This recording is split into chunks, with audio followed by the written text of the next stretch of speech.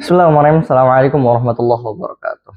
Alhamdulillahirabbil alamin, hamdan syakirin, hamdan na'imin, hamdan yuafi ni'amahu wa yukafi'u mazida. Shalatu wassalamu ala asrofil anbiya'i wal mursalin wa ala alihi wa sahbihi rasulillahi ajmain. Jemaah rahimani wa rahimakumullah. Kembali kita di fikih puasa, seri fikih yang mana pada kesempatan kali ini Al-Fakir akan menjelaskan mengenai tentang tarawih, yakni sholat tarawih. Sholat tarawih, saudara-saudaraku sekalian, adalah sholat yang khusus kita laksanakan di bulan Ramadan. Nah, jadi ada tuh kalau misalnya ada orang yang mau sholat tarawih di luar bulan Ramadan, itu cek itu kesehatannya itu masih sehat apa enggak gitu. Nah, jadi tarawih adalah salah satu ibadah yang hanya kita laksanakan pada bulan Ramadan. Kapan kita lakukan? Sebagaimana hadis dari Aisyah radhiyallahu anha, dari hadis riwayat Muslim disampaikan bahwasanya Rasulullah melaksanakan sholat malam yakni pada setelah selesai sholat isya sampai sebelum datangnya waktu subuh. Nah, ini dilakukan yakni sholat tarawih. Dan bagaimana tata cara pelaksanaannya? Nah, tata cara pelaksanakannya itu ada berbagai macam. Ada yang menggunakan 4-4, ada yang menggunakan 2-2. Nah, 4-4, jamaah rahimani wa rahimakumullah, ini sesuai dengan hadis dari Aisyah bahwasanya Rasulullah Shallallahu alaihi wasallam melaksanakan sholat tarawih yakni dengan 4-4-3.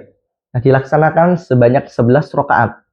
Di dalam hadis lain disampaikan bahwasanya Rasulullah Shallallahu alaihi wasallam melaksanakan ibadah tarawih sebanyak 11 rakaat. Jadi Rasulullah tidak pernah lebih dari 11 rakaat gitu. Sampaikan 11 rakaat.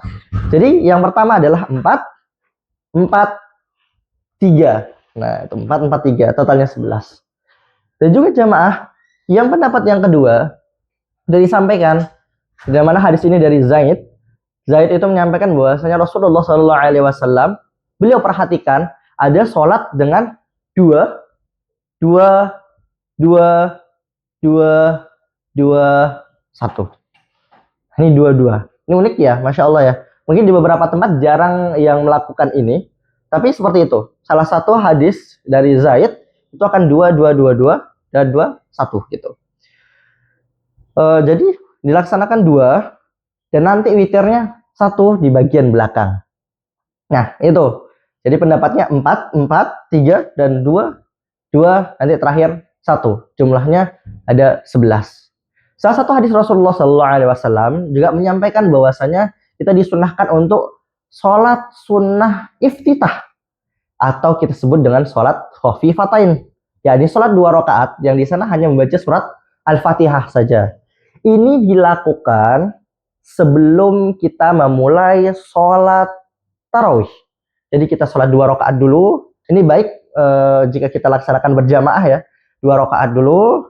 Al-Fatihah, 2 kali Al-Fatihah dan kemudian salam. Setelah itu baru kita masuk ke sholat tarawih. Itu jamaah rahimani wa rahimakumullah.